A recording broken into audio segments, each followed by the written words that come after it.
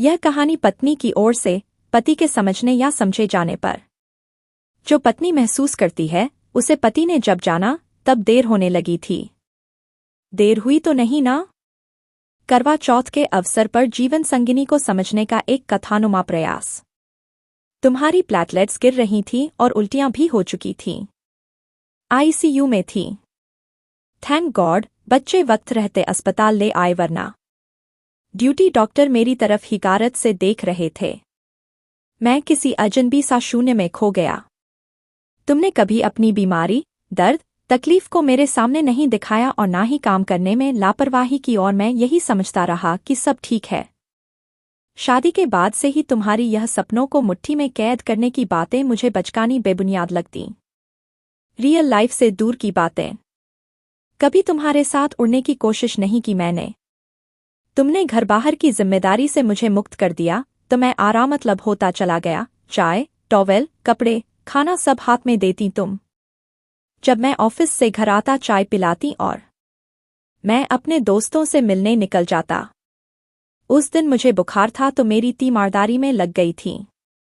खुश भी थी कि मैं अब तुम्हारे साथ पास रहूंगा, कुछ देर ही सही। पर बुखार उतरते ही मैं काम पर निकल गया। तुम्हारा उतरा चेहरा आज भी मेरे सामने है।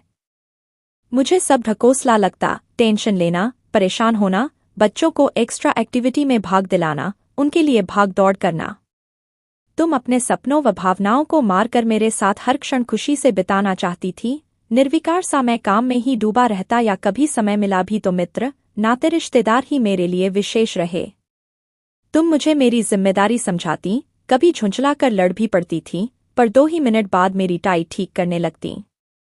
और मैं तुम्हें धकियाता हुआ ऑफिस के लिए निकल जाता। क्या जाने तुम पर क्या बीतती होगी। जब तुम छुट्टी वाले दिन मेरे सिर की तेल मालिश करती तो मुझे अपनी किस्मत पर नाज होता। लेकिन तुम्हारी चाट की फरमाइश पर तुम्हें चटोरी बोल दिया था और वो तुम्हारी आखिरी फरमाइश साबित हुई। उसके बाद से तुमने मुझसे कभी कोई चीज नहीं मांगी। तुम्हारे आंसू जैसे मेरे ईगो को ही बूस्ट करते और मैं सोचता औरतें आंसू लाकर पुरुषों को डराने की कोशिश करती हैं, पर मैं फंसूंगा नहीं। तुम्हारे निष्काम कर्तव्य पालन का नतीजा यह हुआ कि बच्चे तुमसे जुड़ते गए और मुझसे दूर होते गए। जब दोनों रिजल्ट या मेडल लाते तो सबसे पहले तुम्हें ही लाकर दिखाते। मेरे परिवार वाले भी तुमसे हमेशा दुश ही रहते थे। मेरी बहनों को भी स्नेह परवाह की आशा तुमसे ही रहती थी। तुम्हारी गुहार मेरी माँ सुनती भी थी। बस वहां तुम मन हल्का कर सकती थी।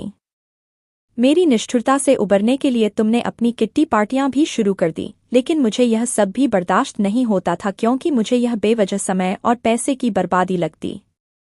मेरे लिए ये सब चौंचले होते।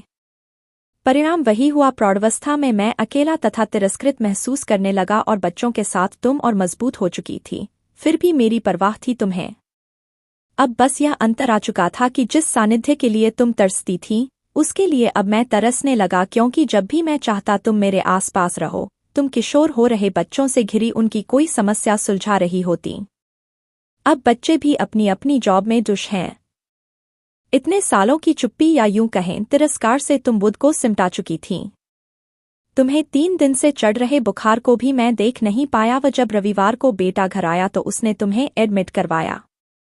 अब तो बच्चों को भी मैं हर पहल को उनकी माँ को नकारने वाली वस्तु लगने लगा हूँ।